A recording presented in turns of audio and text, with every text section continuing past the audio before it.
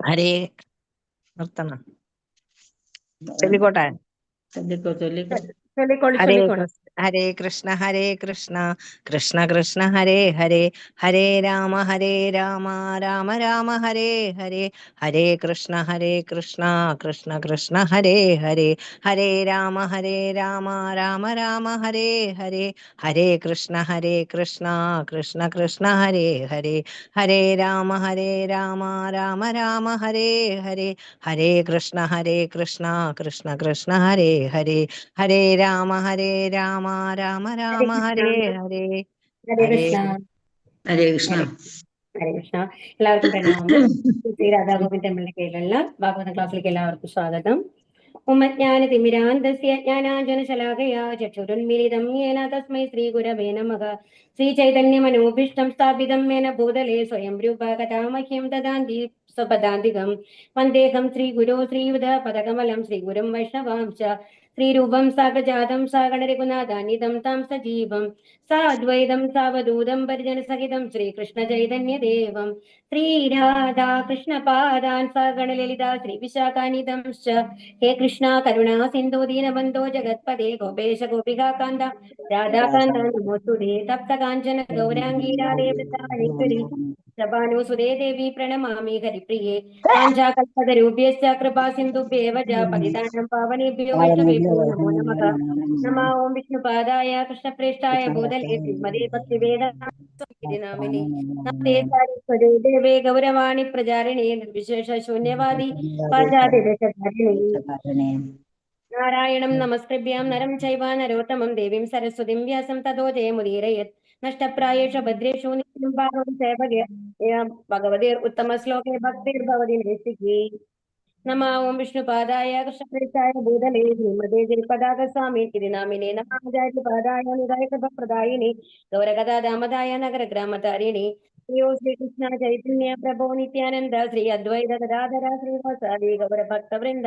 ഹരേ കൃഷ്ണ ഹരേ കൃഷ്ണ കൃഷ്ണ ഹരേ ഹരേ ഹരേ രാമ രാമ ഹരേ ഹരേ. ഹരേ കൃഷ്ണ. നിങ്ങൾ 22ാമത്തെ ശ്ലോകമാണ് എടുക്കേണ്ടത് അല്ലെ? ഓം നമോ ഭഗവതേ വാസുദേവായ ഓം നമോ ഭഗവതേ വാസുദേവായ ഓം നമോ ഭഗവതേ വാസുദേവായ. അപ്പൊ ഭഗവാൻ വന്നു കഴിഞ്ഞിട്ട് ദ്വാരകയിലെത്തി, ദ്വാരകയിലേക്ക് പ്രവേശിക്കുകയാണ്. അപ്പൊ എങ്ങനെയാണ് ഭഗവാൻ മറ്റുള്ളവരോട് എങ്ങനെ പെരുമാറുന്നു, എങ്ങനെയാണ് ആ ദ്വാരകയിലേക്ക് വരുന്നത്? ഒരു മിനിറ്റ് കേട്ടോ. ഹരേ കൃഷ്ണ.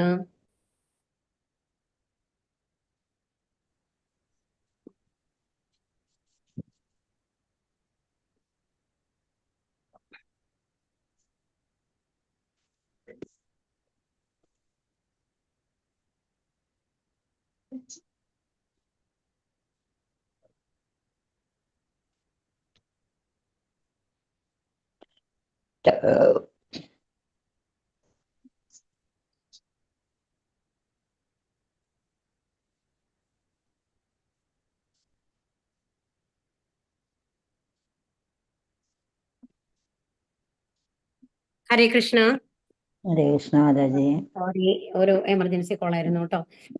ഓക്കെ, നമുക്ക് തുടങ്ങാം. ഓം നമോ ഭഗവതേ വാസുദേവായ ഓം നമോ ഭഗവതേ വാസുദേവായ ഓം നമോ ഭഗവതേ വാസുദേവായ. പ്രക്ലാഭിവാദനാശ്ലേഷ ചൊല്ലിക്കോളൂ.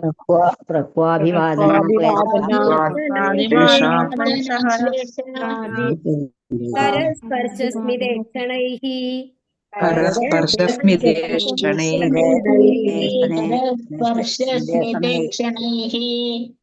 ആശ്വാസ്യ ചാശ്വപാകേഭ്യോ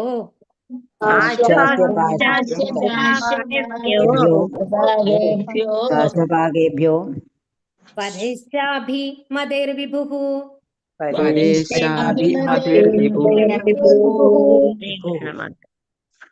പ്രഹ്വാ തന്റെ ശിരസ് നമിച്ച്, അഭിവാദന വചനങ്ങളാൽ അഭിവാദനം ചെയ്ത്, ആശ്ലേഷിച്ച്, കരസ്പർശ ഹസ്തദാനം ചെയ്ത്, സ്മിത ഈക്ഷണൈ മന്ദസ്മിതത്തോടെ വീക്ഷിച്ചുകൊണ്ട്, ആശ്വാസ്യ പ്രചോദനത്താൽ, ആശ്വപാകേഭ്യഃ ഏറ്റവും അധമരായ ചണ്ഡാലർ വരെ. ഹരേ കൃഷ്ണ.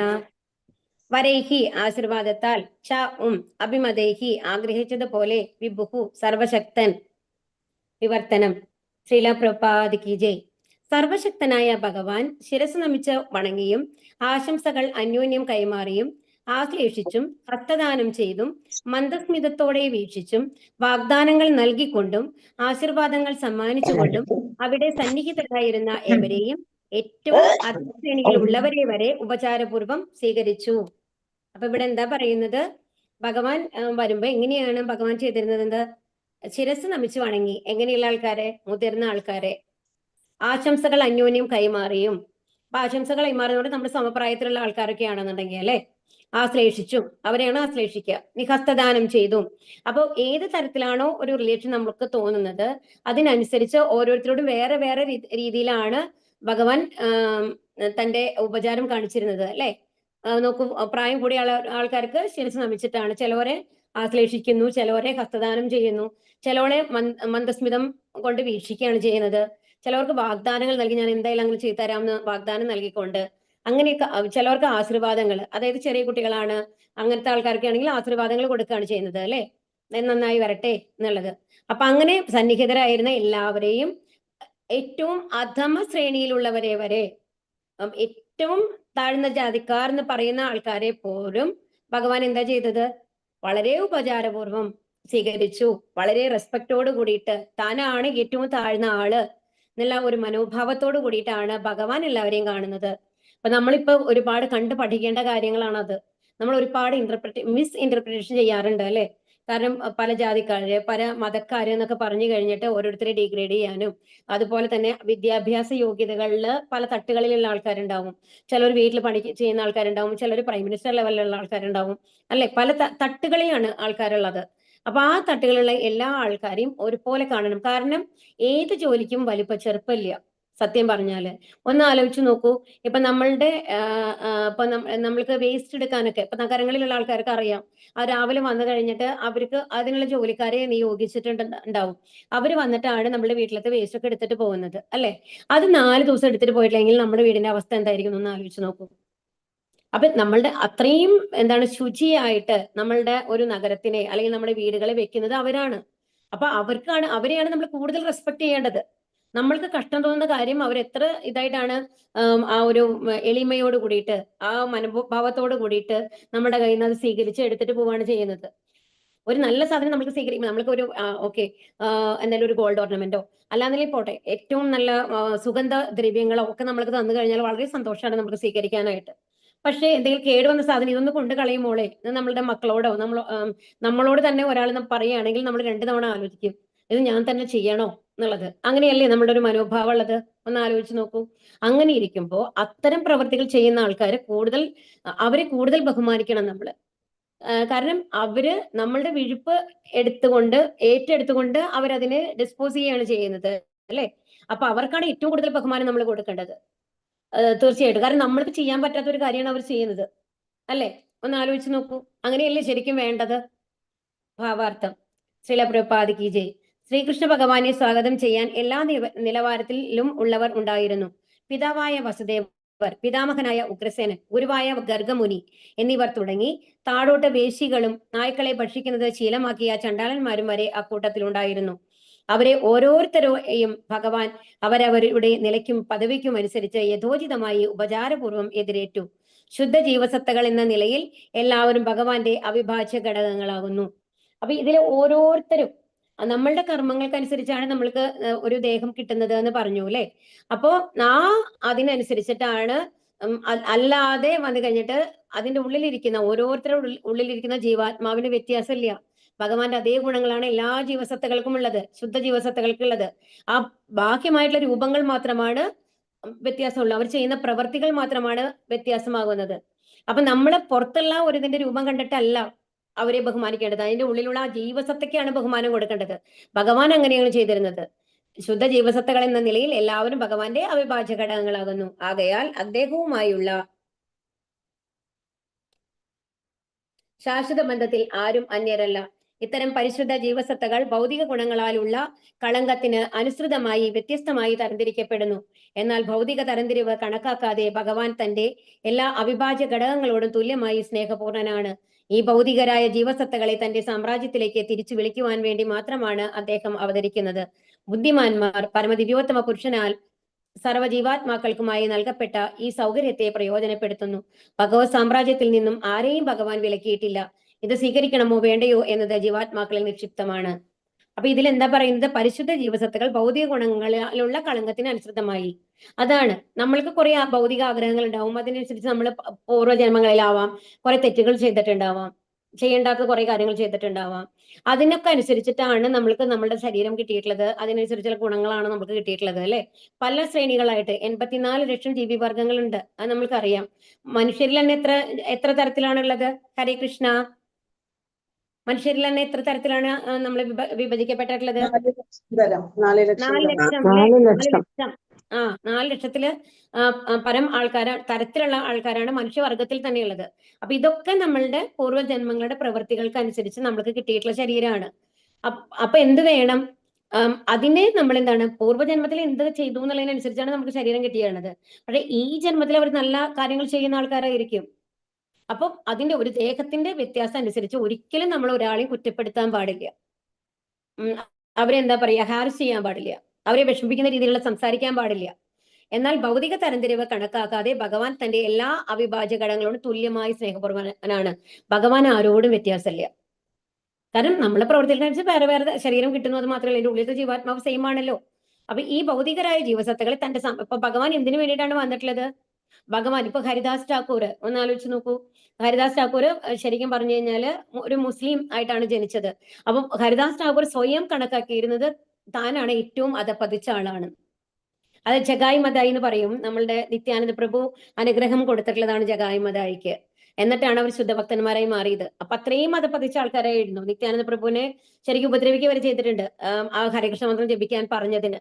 എന്നിട്ട് ചൈതന്യ മഹാപ്രഭുവിന് ദേഷ്യം വന്നു കഴിഞ്ഞിട്ട് സുദർശന ചക്രം എടുക്കുന്നുണ്ട് അവരെ കൊല്ലാൻ വേണ്ടിയിട്ട്. അപ്പോഴാണ് നിത്യാനന്ദ പ്രഭു വന്നിട്ട് പറയുന്നത്, അങ്ങയുടെ എന്താണ് കാരുണ്യ അവതാരമാണ്, ഒരിക്കലും കൊല്ലാൻ പാടില്ല, അവർക്ക് അനുഗ്രഹം കൊടുക്കൂ, അവർ ശുദ്ധഭക്തന്മാരായി തീരട്ടെ എന്ന് പറഞ്ഞിട്ട് ആ അനുഗ്രഹം കിട്ടിയിട്ടാണ് അവർ ശുദ്ധഭക്തന്മാരായിട്ട് തീരുന്നത്. പക്ഷേ ഹരിദാസ് ഠാക്കൂർ ഇപ്പോഴും എന്താ പറയണമെന്നുണ്ടെങ്കിൽ ഞാൻ ജഗായി മതായിയേക്കാളും മോശമാണ്, ഞാൻ ജഗായി മതായിയേക്കാളും മോശമാണ് എന്നുള്ളതാണ് പറയുക. അത്രയും ഡെയിലി 192 തവണയാണ് 3 ലക്ഷത്തിനും മേലെ നാമങ്ങളാണ് ഹരിദാസ് ഠാക്കൂർ ഡെയിലി ജപിക്കാറ്. അത് മരിക്കുന്നത് വരയ്ക്കും. ഒന്ന് ആലോചിച്ച് നോക്കൂ. നമ്മൾക്കൊരു 16 റൗണ്ട് എന്ന് പറയുമ്പോൾ നമ്മളിപ്പോ പറഞ്ഞൂലേ, കുറച്ച് നേരത്തെ പറഞ്ഞു 16 റൗണ്ട് ഒന്നും എന്നെ കൊണ്ട് ജപിക്കാൻ പറ്റില്ല, ഒരു 4 റൗണ്ട് എങ്ങനെയെങ്കിലും എത്തിക്കാം. അങ്ങനെയാണ് നമ്മളുടെ അവസ്ഥ. കാരണം ഒരു അരമണിക്കൂർ 24 മണിക്കൂറിൽ ഒരു അരമണിക്കൂർ ഭഗവാന് വേണ്ടി സ്പെൻഡ് ചെയ്യാൻ പറഞ്ഞാൽ നമ്മൾ ആലോചിക്കുന്നു, അയ്യോ നമ്മൾക്ക് വേറെ എത്ര പ്രയോറിറ്റിയുടെ വേറെ എത്ര കാര്യങ്ങളുണ്ട് നമ്മൾ ആലോചിക്കുകയാണ്, അല്ലേ? അപ്പോ അപ്പൊ ഭഗവാൻ എന്തിനു വേണ്ടിയിട്ടാണ് വന്നിട്ടുള്ളത്? ഈ ഭൗതികരായ ജീവസത്തകളെ തന്റെ സാമ്രാജ്യത്തിലേക്ക് തിരിച്ചു വിളിക്കാൻ വേണ്ടിയിട്ടാണ് ഭഗവാൻ വരുന്നത്, അല്ലേ? ഭഗവാന്റെ ഓരോ അവതാരങ്ങളും എന്തിനു വേണ്ടിയിട്ടാണ്? നമ്മൾ അധപ്പതിച്ച് ഇവിടെ കഷ്ടപ്പെടുന്ന തന്റെ അവിഭാജ്യ ഘടകങ്ങളായിട്ടുള്ള ഈ ജീവസത്തകളെ തിരിച്ച് ആ ആത്മീയ ലോകത്തിലേക്ക് കൂട്ടിയിട്ട് പോകാൻ വേണ്ടിയിട്ടാണ് ഭഗവാൻ വരുന്നത്. ബുദ്ധിമാന്മാർ പരമദിവ്യോത്തമ പുരുഷനാൽ സർവ്വജീവാത്മാക്കൾക്കുമായി നൽകപ്പെട്ട ഈ സൗകര്യത്തെ പ്രയോജനപ്പെടുന്നു. അപ്പൊ അതിനു വേണ്ടിയിട്ട് ഭഗവാൻ നമ്മൾക്ക് കുറെ മാർഗങ്ങൾ തന്നിട്ടുണ്ട്. ഇപ്പൊ കലിയുഗത്തിൽ എന്താ പറഞ്ഞിട്ടുള്ളത്? ഹരേർനാമ ഹരേർനാമ ഹരേർനാമ ഇവ കേവലം, അല്ലെ? ഹരിനാമം ജപിക്കുക, ഹരേ കൃഷ്ണ മന്ത്രം ജപിക്കുക എന്നുള്ളതാണ്. അപ്പൊ ബുദ്ധിയുള്ള ആൾക്കാരെ എന്ത് ചെയ്യുന്നു? ഈ സൗകര്യത്തെ പ്രയോജനപ്പെടുത്തുന്നു. ഭഗവത് സാമ്രാജ്യം ഭഗവാൻ ആർക്കും പാർഷ്യാലിറ്റി തന്നിട്ടില്ല. ഇപ്പൊ ഭഗവാൻ ഇപ്പൊ നമ്മൾക്ക് പ്രഭുപാദ വന്നത് ഭഗവാന്റെ ഒരു പാർഷദനായിട്ടാണ്, അല്ലെ? അപ്പൊ ഒരു ഗുരുവായിട്ട് നമ്മൾക്ക് പ്രഭുപാദ നമ്മുടെ മുമ്പിൽ വന്നു. ചൈതന്യ മഹാപ്രഭുവിന് ശേഷം ചൈതന്യ പ്രഭുവാണ് നമ്മൾക്ക് എന്ത് തന്നത്? ഹരേകൃഷ്ണ മന്ത്രം തന്നത്. അതിനെ ലോകത്തിന്റെ എല്ലാ ഭാഗത്തും പ്രചരിപ്പിച്ച് എത്തിച്ചത് എന്താണ്? പ്രഭുപാദയുടെ ഒരേ ഒരു എഫേർട്ടാണ്. അത് ഒരു വൺ മാൻ ഷോ മാതിരിയായിരുന്നു. അത് ഒരാളുടെ എഫേർട്ടാണ്. അത്രയും ആൾക്കാർ, ഇത്രയും ഇസ്കോൺ അമ്പലങ്ങളുണ്ട് ഇപ്പോ ലോകമെമ്പാടും ഉണ്ട്. അത്രയും അതിന്റെ അനുയായികളുണ്ട്. ആ ഒരു ലെവലിലേക്ക് ഈ കൃഷ്ണാവബോധത്തിനെ വളർത്തിക്കൊണ്ടുവന്നത് പ്രഭുപാദയാണ്, അല്ലെ? അവർക്ക് വേണ്ടി ഒരിക്കലും ജീവിച്ചിട്ടില്ല. എല്ലാം ഉപേക്ഷിച്ചിട്ടാണ് ഒരു ഭക്തി സേവനത്തിന് വേണ്ടിയിട്ട് ഇറങ്ങിയത്. അപ്പൊ എന്ത് ചെയ്യണം? അപ്പൊ നമ്മളും എന്താ ചെയ്യേണ്ടത്? അപ്പൊ ഭഗവാൻ എന്താ ചെയ്യുന്നത്? ഒരാളെയും ഇതായിട്ട് വന്നിട്ട് നിങ്ങൾ വരണ്ട, നിങ്ങൾ വരാൻ പാടില്ല എന്ന് പറഞ്ഞിട്ടില്ല. എല്ലാവർക്കും കോമൺ ആയിട്ട് തന്നിട്ടുള്ളത് എന്താണ്? 16 അവിടെ നിങ്ങൾ ഹരേകൃഷ്ണ മന്ത്രം ജപിച്ചോളൂ. അതുപോലെ തന്നെ യമനിയമങ്ങൾ പാലിക്കൂ. അത് ചെയ്തു കഴിഞ്ഞാൽ തന്നെ തീർച്ചയായിട്ടും നിങ്ങൾക്ക് ഭഗവാന്റെ സാമ്രാജ്യത്തിൽ എത്താം. അത് IAS ഉള്ള ആൾക്കാരോട് വരൂ, അല്ലാന്നുണ്ടെങ്കിൽ എന്താണ് പറയുന്നത്, ഒരു ഡോക്ടറായിട്ടുള്ള ആൾക്കാരോട് വരൂ എന്ന് ഭഗവാൻ പറയുന്നില്ല. ആര് ഇത് ഫോളോ ചെയ്യുന്നുവോ അവരെ രണ്ട് കൈയും നീട്ടി സ്വീകരിക്കാനായിട്ട് ഭഗവാൻ ഇരിക്കുകയാണ്. അപ്പൊ ഇത് സ്വീകരിക്കണോ വേണ്ടെന്നുള്ളത് ആരാണ് തീരുമാനിക്കേണ്ടത്? നമ്മളാണ്. അപ്പൊ നമ്മൾക്ക് കിട്ടിയ സൗകര്യങ്ങൾ നമ്മൾ ഉപയോഗിക്കണോ വേണ്ടെന്നുള്ളത് നമ്മുടെ കയ്യിലാണ്. ഇപ്പോഴും നിങ്ങൾ ഹരേകൃഷ്ണ മന്ത്രം ജപിക്കാൻ ഇത്രയും സങ്കടപ്പെടുന്ന കാണുമ്പോൾ നമ്മൾ ആലോചിക്കണം, എന്താണ് ഏറ്റവും വലിയൊരു അനുഗ്രഹമായിട്ട് നമുക്ക് തന്നിട്ടുള്ളതാണ്. ഇത്രയും ഏറ്റവും എളുപ്പത്തിൽ ഭഗവാന്റെ അടുത്ത് എത്താനുള്ള ഒരു മാർഗമാണ് അത്. അത് നമ്മൾ ഉപയോഗിക്കുന്നില്ല എന്നുണ്ടെങ്കിൽ വീണ്ടും നമ്മൾ കഷ്ടപ്പാടുകളിലേക്കാണ് വീണ്ടും വരാൻ പോകുന്നത് അടുത്ത ജന്മങ്ങളിൽ എന്ന് ആലോചിക്കണം. ഇനി ശ്ലോകം 23. ഓം നമോ ഭഗവതേ വാസുദേവായ. സ്വയം ച ഗുരുഭിർവിപ്രൈഹി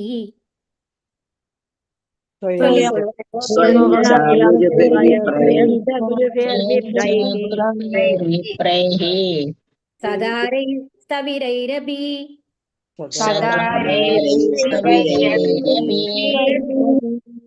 ആശീർഭിര്യുച്യമാനോ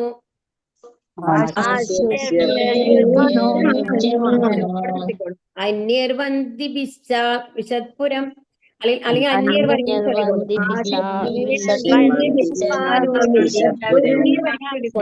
ഹരേ കൃഷ്ണ. അന്യർ വരയ്ക്കും ചൊല്ലി നിർത്തിക്കോളൂ, അപ്പൊ ചൊല്ലാൻ എളുപ്പമുണ്ടാവും.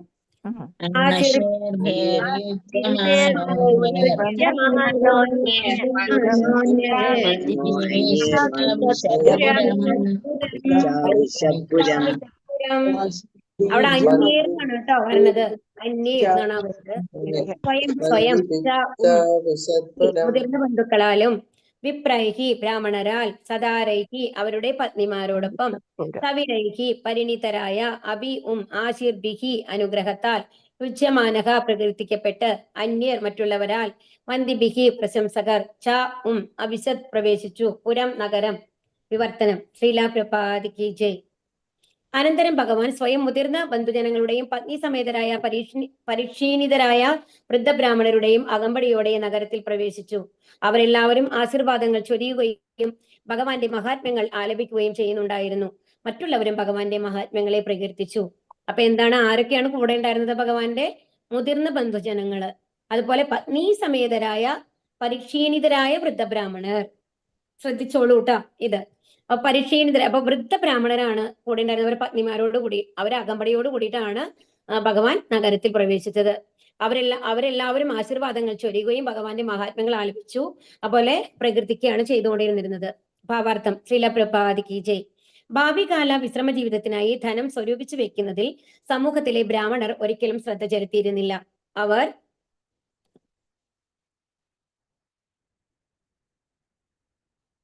വൃദ്ധരായ ശക്തരാകുമ്പോൾ പത്നിമാരോടൊപ്പം രാജസദസ്സുകളിൽ എത്തിയിരുന്നു. രാജാക്കന്മാർ ചെയ്ത മഹനീയ പ്രവൃത്തികളെ പ്രകീർത്തിക്കുക കൊണ്ട് മാത്രം അവർക്ക് ജീവിതാവശ്യത്തിനുള്ളതെല്ലാം നൽകപ്പെട്ടിരുന്നു. അത്തരം ബ്രാഹ്മണർ രാജാക്കന്മാരുടെ വ്യാജസ്തുതി പാഠകരായിരുന്നില്ല, മറിച്ച് രാജാക്കന്മാർ യഥാർത്ഥത്തിൽ അവരുടെ പ്രവൃത്തികളാൽ മഹനീയരായിരുന്നു. അവരെ ധാർമ്മ്യ പ്രവൃത്തികളിൽ ഏർപ്പെടുന്നതിന് ഇത്തരം ബ്രാഹ്മണർ മാന്യമായ രീതിയിൽ കൂടുതൽ പ്രോത്സാഹനം നൽകിയിരുന്നു. ഭഗവാൻ ശ്രീകൃഷ്ണൻ എല്ലാ മഹിമാനങ്ങൾക്കും അർഹനാണ്. മഹാത്മ്യങ്ങൾ കീർത്തിക്കുന്നത് വഴി പ്രാർത്ഥിക്കുന്ന ബ്രാഹ്മണരും മറ്റുള്ളവരും സ്വയം മഹനീയരായി തീരുന്നു. അപ്പൊ ഇവിടെ എന്താ പറഞ്ഞിട്ടുള്ളത്? നമ്മളുടെ വർണ്ണാശ്രമ ധർമ്മം എന്ന് പറഞ്ഞാൽ നിങ്ങൾക്ക് എല്ലാവർക്കും അറിയാം അല്ലെ. ക്ഷത്രിയരുണ്ടായി, ബ്രാഹ്മണര്, ക്ഷത്രിയര്, വൈശ്യര്, ശൂദ്രര്, അങ്ങനത്തെ 4 കാറ്റഗറി ആയിട്ടാണ് ആൾക്കാരുണ്ടായിരുന്നത്. അപ്പൊ അന്നത്തെ കാലത്ത് അത് ഒരിക്കലും ജനനത്തിനെ അടിസ്ഥാനപ്പെടുത്തിയിട്ടല്ല എന്ന് മനസ്സിലാക്കേണ്ടത്. നമ്മളുടെ ശാസ്ത്രങ്ങളിലൊക്കെ ഗുണങ്ങൾക്ക് അനുസരിച്ചിട്ടാണ് ഈ ഈ ഡിവിഷൻ വന്നിട്ടുള്ളത്. നമ്മളാണ് ഇന്നത്തെ കലിയുഗത്തിൽ വന്ന് നമ്മളുടെ ഈ സമയത്ത് വന്നു കഴിഞ്ഞിട്ട് അതിനെ ഇന്റർപ്രറ്റ് ചെയ്ത് മാറ്റി നമ്മളുടെ ഇഷ്ടങ്ങൾക്കനുസരിച്ച് മാറ്റിയത്, ജനനത്തിനനുസരിച്ച് ഒരു ജാതി, മതം എന്നുള്ളതൊക്കെ നമ്മൾ പറഞ്ഞുണ്ടാക്കിയത്. പക്ഷെ യഥാർത്ഥത്തില് നമ്മളുടെ ഭാഗവതത്തിലൊന്നും അങ്ങനെയല്ല. അപ്പൊ ഗുണത്തിനനുസരിച്ചിട്ടാണ്. അപ്പൊ ബ്രാഹ്മണർ എന്ന് പറഞ്ഞു കഴിഞ്ഞാൽ അവരെന്താണ് അവരുടെ ഗുണം എന്ന് പറയുന്നത്? അവരൊരിക്കലും അവർക്ക് വേണ്ടിയിട്ടല്ല. അവര് രാജാക്കന്മാർ, ഇപ്പൊ പണ്ടത്തെ രാജാക്കന്മാരൊക്കെ നോക്കിക്കഴിഞ്ഞു കഴിഞ്ഞാല് ഇപ്പൊ അവരുടെ രാജസദസ്സിലൊക്കെ അവര് ഉപദേഷ്ടാക്കളായിട്ട്, മന്ത്രിമാരായിട്ട് ഉണ്ടാവുക ബ്രാഹ്മണന്മാരായിരിക്കും. അപ്പൊ ബ്രാഹ്മണരാണ് നല്ലതും ചീത്തയും അവർക്ക് പറഞ്ഞു കൊടുക്കുക. ഒരു യുദ്ധം ആവശ്യമാണോ അതോ വേണ്ടയോ, ഇന്ന കാര്യങ്ങൾക്ക് എന്ത് ശിക്ഷ കൊടുക്കണം അല്ലെങ്കിൽ ശിക്ഷ കൊടുക്കാതിരിക്കണമോ, അങ്ങനത്തെ കാര്യങ്ങൾ മുഴുവൻ രാജാക്കന്മാരെ ഉപദേശിച്ച് അവർ നല്ല വഴിക്ക് രാജ്യം ഭരിക്കാനായിട്ട് സഹായിച്ചിരുന്നത് ബ്രാഹ്മണരായിരുന്നു. അപ്പൊ ഒരിക്കലും ബ്രാഹ്മണരുടെ പ്രത്യേകത എന്താണെന്നുണ്ടെങ്കിൽ അവർ ഒരിക്കലും അവർക്ക് വേണ്ടി സമ്പാദിക്കാറില്ല. അവർ മറ്റുള്ളവരെ ഇന്ന് ഭിക്ഷ എടുത്ത് ജീവിക്കുന്ന മാതിരിയുള്ള ബ്രാഹ്മണന്മാരാണ് അധികം ഉണ്ടാവുക, ബ്രഹ്മചാരികളാണെങ്കിൽ. അതല്ല ഗൃഹസ്ഥാശ്രമത്തിലാണെന്നുണ്ടെങ്കിലും അവർക്ക് വീടിന് ജീവിക്കാൻ പറ്റുന്ന കാര്യങ്ങൾക്ക് വേണ്ടി മാത്രമാണ് അവർ സമ്പാദിക്കുന്നത്. അതിന് മേലെ അവർ സമ്പാദിക്കില്ല. ഒരിക്കലും ഒരു സേവിങ്സ് എന്നുള്ള ഒരു കൺസെപ്റ്റ് ബ്രാഹ്മണർക്ക് ഉണ്ടായിരുന്നില്ല. അപ്പൊ വയസ്സായി കഴിയുമ്പോൾ അവർക്കിപ്പോ പ്രീച്ച് ചെയ്യാൻ പറ്റില്ല, അല്ലെ, മറ്റുള്ളവർക്ക് ഉപദേശം കൊടുക്കാൻ പറ്റാത്ത ഒരു അവസ്ഥയിലൊക്കെ എത്തുന്ന സമയത്ത് എന്താ ചെയ്യാന്നുണ്ടെങ്കിൽ അവിടെ ഭരിക്കുന്ന രാജാക്കന്മാര് രാജകൊട്ടാരത്തില് അവര് സ്വീകരിക്കും. അവർക്ക് വേണ്ട എല്ലാ കാര്യങ്ങളും രാജാക്കന്മാരാണ് ചെയ്തു കൊടുക്കുക. അപ്പൊ അതുകൊണ്ടാണ് ഇവിടെ കണ്ടു ഭാര്യമാരോട് കൂടിയിട്ട് ബ്രാഹ്മണന്മാർ വന്നിരുന്നു എന്ന് പറഞ്ഞത്. അപ്പൊ അവരാണ് ഈ രാജാക്കന്മാരാണ് അവരെ പ്രൊട്ടക്ട് ചെയ്തിരുന്നത്. അപ്പം അവരെ അതുപോലെ അവരാണ് രാജാക്കന്മാരെ ഒരു നല്ല രീതിയിൽ ഒരു ദൈവഭക്തിയോട് കൂടിയിട്ട് എല്ലാ പ്രജകൾക്കും സന്തോഷം ഉണ്ടാകുന്ന മാതിരി പാർഷ്യാലിറ്റി ഇല്ലാണ്ട് പക്ഷപാതം ഇല്ലാണ്ട് ഭരിക്കുന്ന ലെവലില് ഉപദേശം കൊടുത്ത് കൊണ്ടു നടന്നിരുന്നത് ആരാണ്? ബ്രാഹ്മണന്മാരാണ്.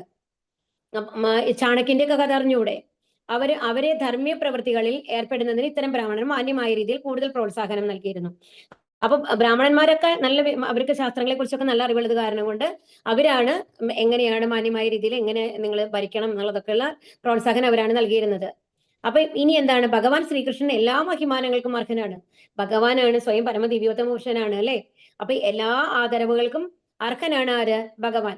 മഹാത്മ്യങ്ങൾ കീർത്തിക്കുന്നത് വഴി പ്രാർത്ഥിക്കുന്ന ബ്രാഹ്മണരും മറ്റുള്ളവരും സ്വയം മഹനീയരായി തീരുന്നു. അപ്പൊ ആ ഭഗവാനെ പ്രകീർത്തിക്കുന്നത് വഴി എന്താണ്? നമ്മൾ സ്വയം എന്തായി തീരുന്നു? മഹനീയരായി തീരുന്നു. നമ്മൾക്കും ആ മഹത്വം ലഭിക്കുന്നു. ഭഗവാന്റെ അനുഗ്രഹം അത്രയ്ക്ക് നമ്മൾക്ക് ലഭിക്കുന്നു എന്നാണ് ഇവിടെ പറയുന്നത്. ഹരേ കൃഷ്ണ. ശ്ലോകം 24. ഓം നമോ ഭഗവതേ വാസുദേവായ. രാജമാർഗം ഗതി കൃഷ്ണേ. ചൊല്ലിക്കോളൂ. ഓം നമോ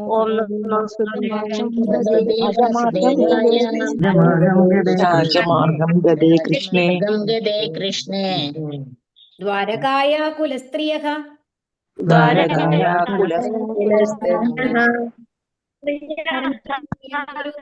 വിപ്ര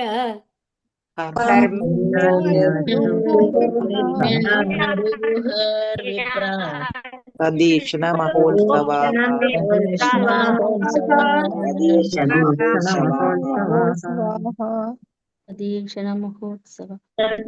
രാജമാർഗം പൊതുവീതികൾ. ഓക്കെ, രാജമാർഗം പൊതുവീതികൾ. രാജമാർഗം എന്ന് പറഞ്ഞാൽ പൊതുവീതികൾ രാജകൊട്ടാരത്തിനുള്ളിലുള്ളത്. ഗതയെ കടന്നു പോകുന്ന നേരം കൃഷ്ണേ ശ്രീകൃഷ്ണ ഭഗവാനാൽ ദ്വാരകാപുരിയുടെ കുലസ്ത്രീയക ആദരണീയ കുലങ്ങളിലെ സ്ത്രീജനങ്ങൾ ധർമ്മിയാണി കൊട്ടാരങ്ങളിൽ ആരുരുഹുഹു മുകളിൽ കയറി വിപ്ര അല്ലയോ ബ്രാഹ്മണരെ തത് ഈക്ഷണ അദ്ദേഹത്തെ ഒന്ന് ദർശിക്കാനായി മഹാ ഉത്സവാക ഏറ്റവും വലിയ ഉത്സവമായി അംഗീകരിച്ചു. അപ്പൊ എന്താ അവിടെ പറയുന്നത്? പൊതുവീതികളിലൊക്കെ ഇങ്ങനെ ഭഗവാൻ ഇങ്ങനെ കടന്നു പോവുകയാണ്, അല്ലെ? അപ്പൊ എന്താ ചെയ്യുന്നത്? അത് ഒരു വലിയ ഉത്സവം മാതിരിയാണ് അവിടെ ഉണ്ടായിരുന്നത് എന്നാണ് പറയുന്നത്. വിവർത്തനം. ശ്രീല പ്രഭുപാദ് കി ജയ്.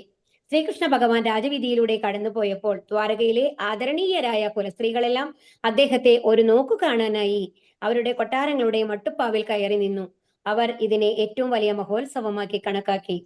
അല്ലെ, നമ്മൾക്കും ഉത്സവങ്ങളുണ്ട്, അല്ലെ, അമ്പലങ്ങളില്. അത് ഭഗവാൻ ഏതെങ്കിലും വിശേഷപ്പെട്ട നമ്മൾ പ്രതിഷ്ഠാദിനോ ഒക്കെ നമ്മൾ ഉത്സവമായിട്ട് ഗുരുവായൂർ ഉത്സവം നമ്മൾ ഉണ്ടാവാറുണ്ട്, അല്ലെ? അപ്പൊ ആ ഉത്സവം എന്ന് പറയുമ്പോൾ ആ സമയത്ത് എല്ലാവരും ആ സമയത്ത് പോയിട്ട് ഭഗവാനെ ദർശിക്കാനായിട്ട് ശ്രമിക്കും. അപ്പൊ ഭഗവാൻ സ്വയം വരുന്ന ഒരു അവസ്ഥ ഒന്ന് ആലോചിച്ച് നോക്കൂ. എത്രയോ കാലങ്ങൾക്ക് ശേഷം കുരുക്ഷേത്ര യുദ്ധം ഒക്കെ കഴിഞ്ഞ് കുറെ കാലങ്ങളായിട്ട് ഭഗവാൻ എവിടെയായിരുന്നു? ഹസ്തിനപുരത്തിലായിരുന്നു. അവിടെ നിന്ന് ഭഗവാൻ വരുമ്പോ അതിനെ ഒരു ഉത്സവമാക്കി മാറ്റി എന്നാണ് പറയുന്നത് എല്ലാവരും ചേർന്ന്. ഭാവാർത്ഥം. ശ്രീല പ്രഭുപാദ് കി ജയ്. ദ്വാരകാ രാജധാനിയിലെ സ്ത്രീജനങ്ങൾ കരുതിയതുപോലെ ഭഗവാന്റെ ദർശനം നിസ്സംശയം മഹാ ഉത്സവം തന്നെയാണ്, അല്ലെ? നമ്മൾക്കൊക്കെ ഒരു അങ്ങനത്തെ ഒരു ഭാഗ്യം ഉണ്ടെങ്കിൽ ഒന്ന് ആലോചിച്ച് നോക്കൂ. ഭാരതത്തിലെ എന്തായാലും നമ്മളൊന്നും അത്രയും ഭാഗ്യമുള്ള ആൾക്കാരല്ല. കാരണം അന്ന് നമ്മൾ ജനിച്ചു എന്നുണ്ടെങ്കിൽ ഇന്ന് ഇവിടെ ഉണ്ടാവില്ലല്ലോ. ഈ ഭൗതിക ലോകത്തിന്റെ നമ്മൾ ഭഗവാന്റെ താമത്തിലല്ലേ ഉണ്ടാവുക. അന്ന് ഭഗവാന്റെ കൂടെ ഉണ്ടായിരുന്ന എല്ലാവരും ഭഗവാൻ ഇങ്ങോട്ട് കൊണ്ടുപോയി, ഭഗവാന്റെ താമത്തിലേക്ക് കൊണ്ടുപോയി, അല്ലേ? വൈകുണ്ഠ ലോകങ്ങളിലേക്ക് കൊണ്ടുപോയി. ഭക്തരായ സ്ത്രീജനങ്ങൾ ഇന്നും ഇത് അനുവർത്തിച്ചു പോരുന്നു. വിശേഷിച്ചും ജുലാന, ജന്മാഷ്ടമി ആഘോഷ ദിനങ്ങളിൽ ഭാരതത്തിലെ സ്ത്രീജനങ്ങൾ ഇന്നും ഭഗവാന്റെ അതീന്ദ്രിയ ശാശ്വത സ്വരൂപം പൂജിക്കപ്പെടുന്ന ക്ഷേത്രങ്ങളിൽ വിപുലമായ തോതിൽ തിങ്ങിക്കൂടാറുണ്ട്, അല്ലെ? ജന്മാഷ്ടമിയൊക്കെ വളരെ ആഘോഷമായിട്ട് നമ്മൾ നടത്താറുണ്ട്. ജുലാന എന്ന് പറയുന്നത് അധികം നോർത്ത് ഇന്ത്യയിലാണ്. അത് ഈ ഊഞ്ഞാലില് ഭഗവാനെ ഇരുത്തി ആട്ടുന്ന ആ ഒരു ഇതാണ് കേട്ടോ. ക്ഷേത്രത്തിൽ പ്രതിഷ്ഠിച്ചിരിക്കുന്ന ഭഗവാന്റെ അതീന്ദ്രിയ രൂപം സ്വയം ഭഗവാനിൽ നിന്ന് ഭിന്നമല്ല. നമ്മൾ എന്താ മനസ്സിലാക്കേണ്ടതെന്നുണ്ടെങ്കിൽ അപ്പൊ നമ്മളും എന്താണ്, നമ്മൾ അമ്പലത്തിലേക്ക് പോകുന്നത് ഭഗവാനെ കാണാനാണ്. അപ്പൊ അതേ ഒരു വിഗ്രഹമായിട്ട് മാത്രം നമ്മൾ കാണരുത്. നമ്മുടെ വീട്ടിലാണെങ്കിലും പൂജാറൂമിൽ ഭഗവാൻ ഉണ്ട് അല്ലേ?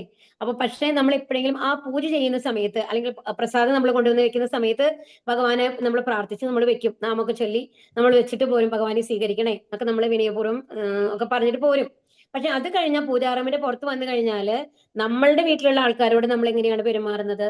ആ ഭഗവാൻ നമ്മള് നമ്മുടെ മക്കളെ ചീത്ത പറയുന്നതായാലും ശരി, നമ്മുടെ പരസ്പരം തല്ലുകൂടുന്നതായാലും ശരി, അനാവശ്യമായിട്ടുള്ള സംസാരങ്ങൾ ഉണ്ടായാലും ശരി, ഇതൊക്കെ വന്നു കഴിഞ്ഞിട്ട് ആ ഭഗവാൻ കണ്ടുകൊണ്ടിരിക്കുന്നുണ്ട്, കേട്ടുകൊണ്ടിരിക്കുന്നുണ്ട് നമ്മൾ എപ്പോഴെങ്കിലും ആലോചിക്കാറുണ്ടോ?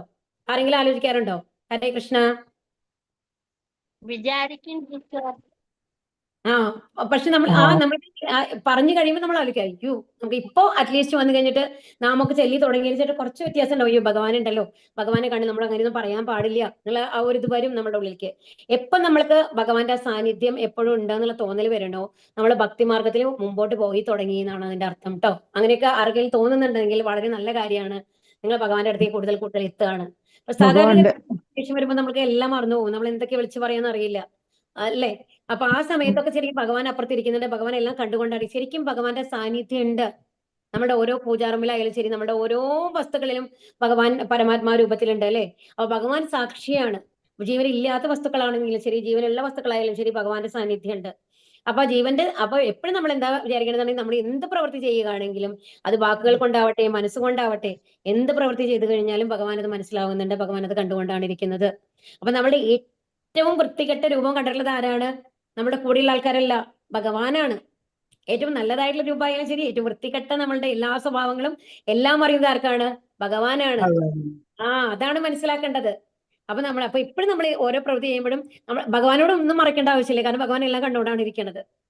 അപ്പൊ ഭഗവാന്റെ അടുത്ത് അപ്പൊ ആ ഒരു ബന്ധം നമ്മൾ ഭഗവാനോട് സ്ഥാപിക്കുക. അപ്പൊ ഭഗവാനോട് പ്രാർത്ഥിക്കുക. നമുക്ക് ദേഷ്യം കൺട്രോൾ ചെയ്യാൻ പറ്റില്ല, ഭഗവാനോട് ഭഗവാനെ കാണുന്നില്ലേ, ഞാൻ ഇത്രയും നാമം ചൊല്ലിയിട്ടും എനിക്ക് ദേഷ്യം കൺട്രോൾ ചെയ്യാൻ പറ്റില്ല, ഭഗവാൻ തന്നെ വഴി കാണിച്ചു തരണം കേട്ടോ. എന്നാൽ ആ ഭഗവാനോട് പറയാനുള്ള ഒരു ലെവലിൽ നമ്മൾ ഉണ്ടാവണം. എപ്പോഴും ഭഗവാന്റെ സാന്നിധ്യം നമ്മൾ അറിഞ്ഞുകൊണ്ടിരിക്കണം. അപ്പോഴേ ഹരേ കൃഷ്ണ പറഞ്ഞാൽ മതി മാതാജി. അതെ, ഹരേകൃഷ്ണ പറയുന്ന നമുക്ക് തോന്നണ്ടേ? ക്ഷേത്രത്തിൽ പ്രതിഷ്ഠിച്ചിരിക്കുന്ന ഭഗവാന്റെ അതീന്ദ്രിയ രൂപം സ്വയം ഭഗവാനിൽ നിന്ന് ഭിന്നമല്ല. ഭൗതിക ലോകത്തിൽ, അതായത് ഭഗവാന്റെ മാതാജി പറഞ്ഞത് കറക്റ്റ് ആണ്, ഹരേകൃഷ്ണൻ പറഞ്ഞാൽ മതി. കാരണം ഭഗവാന്റെ നാമവും ഭഗവാന്റെ രൂപം നമ്മൾ വ്യത്യാസമില്ല. ഹരേകൃഷ്ണ പറഞ്ഞു കഴിഞ്ഞാൽ തന്നെ ഭഗവാൻ അത് കേൾക്കുകയാണ് ചെയ്യുന്നത് അല്ലേ? ഭഗവാന്റെ നാമം എന്ന് പറയുന്നത് ഭഗവാൻ തന്നെയാണ്. ഭൗതിക ലോകത്തെ തന്റെ അസംഖ്യം ഭക്തരുടെ ഭക്തി സേവനത്തെ സുഖകരമാക്കാനായി മാത്രം തന്റെ അന്തരംഗ ശക്തിയാൽ ഭഗവാനാൽ വിസ്തരിക്കപ്പെട്ട അപ്രകാരമുള്ള ഭഗവത് സ്വരൂപത്തെ അർച്ചാ വിഗ്രഹം അഥവാ അർച്ചാ അവതാരം എന്ന് വിശേഷിപ്പിക്കുന്നു. ഭഗവാന്റെ ആധ്യാത്മിക പ്രകൃതിയെ ഗ്രഹിക്കുവാൻ ഭൗതിക ഘടകങ്ങളായ ഭൂമി, മരം, കല്ല് തുടങ്ങിയവയാൽ നിർമ്മിക്കപ്പെട്ട അർച്ചാ വിഗ്രഹത്തെ ഭഗവാൻ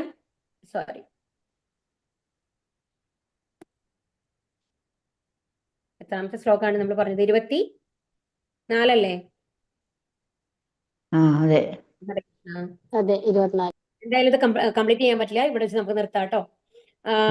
ഭൂമി, മരം, കല്ല് തുടങ്ങിയവ ഭഗവാൻ അംഗീകരിക്കുന്നു, എന്നാൽ വാസ്തവത്തിൽ അവയിൽ ഭൗതിക മാലിന്യമില്ല എന്നുള്ളതാണ്. അപ്പൊ അതായത് നമ്മൾ എന്താ മനസ്സിലാക്കേണ്ടതെന്നുണ്ടെങ്കിൽ ഈ അർച്ചാവിഗ്രഹം എന്ന് പറയുമ്പോൾ നമ്മൾ ഭഗവാനായിട്ടാണ് നമ്മൾ ആ അർച്ചാവിഗ്രഹത്തിനെ കാണേണ്ടത്. അങ്ങനെ നമ്മൾ പഠിക്കണം. കാരണം ആ രൂപം വരുമ്പോൾ അത് ഭഗവാൻ തന്നെയാണ് എന്ന് നമ്മൾക്ക് മനസ്സിൽ തോന്നണം. അതൊരു കല്ലോ മരോ അല്ലാന്നുണ്ടെങ്കിൽ ഒരു ബ്രാസ് അല്ല എന്നുള്ളത് നമ്മൾക്ക് തോന്നിയിട്ട് ഭഗവാനെ അതിൽ നമ്മൾ ദർശിക്കാൻ തുടങ്ങുമ്പോൾ തന്നെ നമ്മൾ ഓരോ പ്രവൃത്തി ചെയ്യുമ്പോൾ നമ്മൾ എന്താ ആലോചിക്കും? ഭഗവാൻ കാണുന്നുണ്ട് എന്നുള്ള ഒരു ഓർമ്മ നമ്മൾക്ക് വരും അല്ലെ? അങ്ങനെ ഒരു ഭഗവാനായിട്ട് വരുമ്പോ അങ്ങനെ കാണാൻ തുടങ്ങുമ്പോൾ എന്തുണ്ടാവും? നമ്മൾ തെറ്റുകൾ ചെയ്യില്ല. മറ്റുള്ളവരോടാണെങ്കിലും അനാവശ്യമായിട്ട് ഒരു വാക്ക് പോലും നമ്മുടെ വായിന്ന് വരില്ല. ഒന്ന് ആലോചിച്ച് നോക്കൂ. നമ്മുടെ വീട്ടിൽ തന്നെ മുതിർന്ന ആൾക്കാരുണ്ടെന്ന് നിൽക്കൂ, നമ്മുടെ അതായത് അച്ഛനും അമ്മയൊക്കെ ഉണ്ടെന്നുണ്ടെങ്കിൽ അവർ മുമ്പിൽ വെച്ച് നമ്മുടെ മക്കളെ ചീത്ത പറയുമ്പോൾ നമ്മൾ 2 തവണ ഒന്ന് ആലോചിക്കും. അയ്യോ അച്ഛൻ കേൾക്കണ്ടല്ലോ, അമ്മ കേൾക്കണ്ടല്ലോ എന്നുള്ള ആ ഒരു ബഹുമാനം നമ്മുടെ ഉള്ളിൽ ഉണ്ടാവും അല്ലെ? ശരിക്കും നന്നായിട്ട് നല്ല വീടുകളിൽ എന്തായാലും ഉണ്ടാവും, അത് ഉണ്ടാവും. എന്നാൽ അച്ഛനും അമ്മയൊന്നും ഇല്ലാന്നുണ്ടെങ്കിൽ ആര് കേൾക്കാൻ പോടില്ല എന്ന് പറഞ്ഞിട്ട് നമ്മൾ എന്തെങ്കിലുമൊക്കെ നമ്മൾ ചെയ്യും, എന്തെങ്കിലുമൊക്കെ പ്രവൃത്തികൾ ചെയ്യും. അതുപോലെ കാലിന്റെ കാല് കയറ്റിയിരിക്കും നമ്മള്. അങ്ങനെയൊക്കെ ചെയ്യണതൊക്കെ നമ്മൾ തെറ്റേ ശരിയെന്നല്ല, എന്നാലും നമ്മൾ മുതിർന്ന ആൾക്കാരുണ്ടാകുമ്പോൾ ഒരു ബഹുമാനപൂർവ്വം നമ്മൾ ഇരിക്കുമ്പോഴൊക്കെ നമ്മൾ ശ്രദ്ധിക്കും എങ്ങനെയായിരിക്കണേ, എങ്ങനെ നടക്കണേ എന്നുള്ളതൊക്കെ. അതുപോലെ പക്ഷെ ഇപ്പൊ ഇതൊന്നും ഇല്ലാന്നെങ്കിൽ നമ്മുടെ വീട്ടിൽ നമ്മൾ തനിച്ചാണെങ്കിൽ എന്താണ്? ഭഗവാന്റെ സാന്നിധ്യം ഉണ്ട്. ഭഗവാൻ എല്ലാം കണ്ടുകൊണ്ടിരിക്കുകയാണെങ്കിൽ അപ്പൊ നമ്മുടെ ഓരോ പ്രവൃത്തി, ഇരിപ്പായാലും നിൽപ്പായാലും നടപ്പാണെന്നുണ്ടെങ്കിലും വാക്കുകളാണെന്നുണ്ടെങ്കിലും എത്രത്തോളം ശ്രദ്ധപൂർവ്വം നമ്മൾ ചെയ്യണമെന്ന് ആലോചിച്ച് നോക്കൂ. ആ ഒരു ഇതിൽ നമ്മൾക്കുള്ളിൽ വന്നു കഴിഞ്ഞാൽ തന്നെ നമ്മളുടെ സ്വഭാവ രൂപീകരണമായി എന്നാണ്. എല്ലാം നമ്മൾ മാറാൻ തുടങ്ങും. അപ്പൊ തീർച്ചയായിട്ടും നിങ്ങൾക്ക് എല്ലാവർക്കും അതിനുള്ള ഒരു അനുഗ്രഹം ഉണ്ടാവട്ടെ. നാളെ മറ്റേ മാതാജി വന്ന് ക്ലാസ് എടുക്കും കേട്ടോ. ഹരേ കൃഷ്ണ. ഇത് ബാക്കി ഹരേ കൃഷ്ണ അവസാനിപ്പിക്കും. മാതാജി. ഹരേ കൃഷ്ണ. ഹരേ കൃഷ്ണ. മാതാജി. ഹരേ കൃഷ്ണ മാതാജി.